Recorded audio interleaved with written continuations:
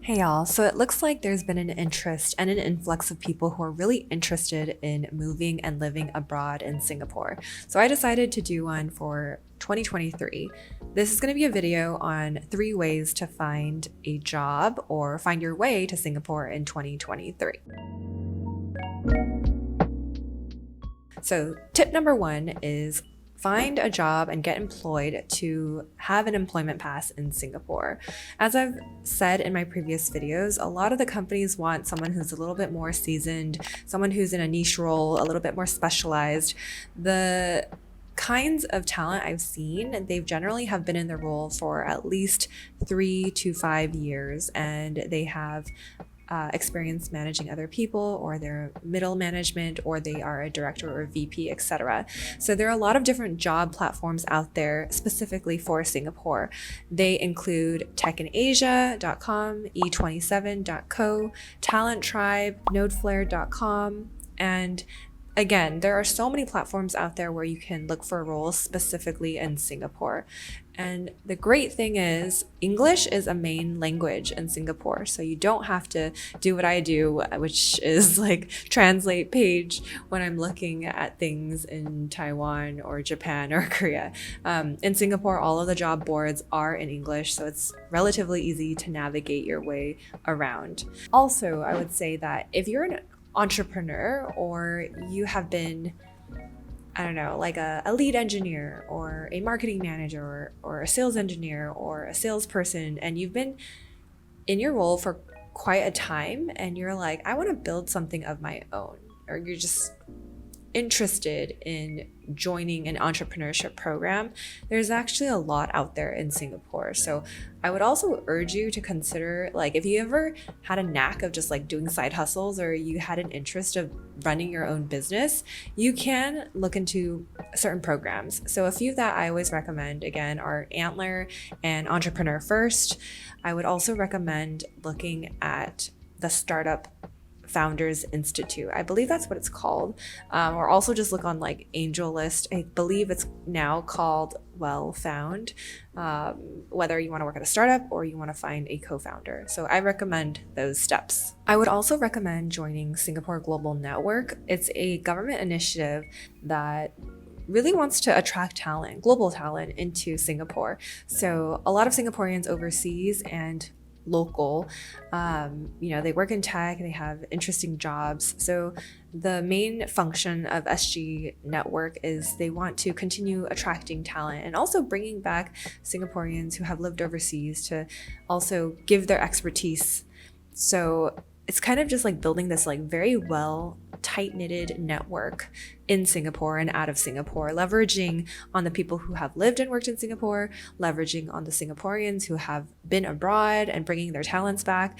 They did such a good job building up this organization. So I highly recommend checking out their organization and getting plugged into certain communities.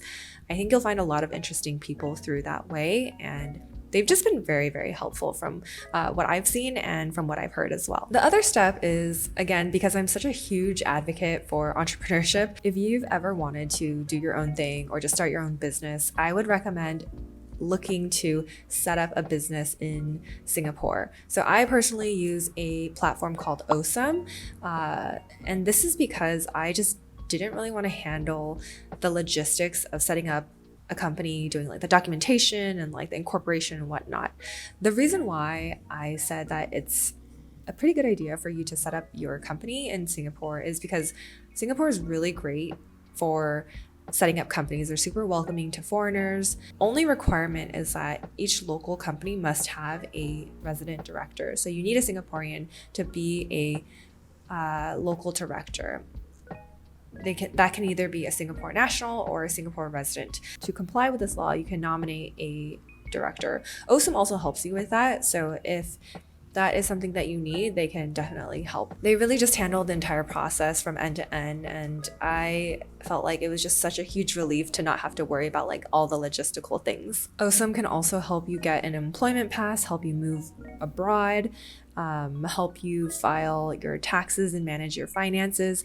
Obviously, there are some certain thresholds that you need to look into, but you can definitely talk to OSIM and see what are the potential opportunities for you to create a business there and also eventually just move abroad through building a business. Lastly, I would also just recommend joining an MBA program. It's obviously a luxury and not for everyone, but if you are someone who's willing to elevate their network or you've been interested in joining an academic program, I actually highly recommend looking at like INSEAD, which is a global MBA, pretty well known around the world. To be honest, it wasn't as well known as like in the States, because obviously we have all these like Ivy Leagues, but INSEAD is actually pretty global and they seem to have a very rigorous academic program. Like a lot of my friends left the program being able to speak 3 languages, which is a requirement. They have a bunch of different education programs, whether it's like executive management, master management, executive master in finance or change, etc., or even entrepreneurship. So being able to go through an MBA or go through like an academic program might be a pretty good way for you to like also get your way into Singapore. So you're there studying, you're there building a network. While you're there, it gives you a reason to also start you're learning and building a network and upskilling, and then also you would be building a very local network there. So these are all the tips that I had. If you have any questions, let me know in the comments below. I am not in Singapore full-time anymore. I'm actually location independent. I rotate between various cities now, Taiwan, Singapore, and San Francisco, and wherever I want to go at the moment. But this would be the tips that I would offer anyone who's interested in going to Singapore in 2023. Let me know in the comments below, and I will see you all in the next video. Bye.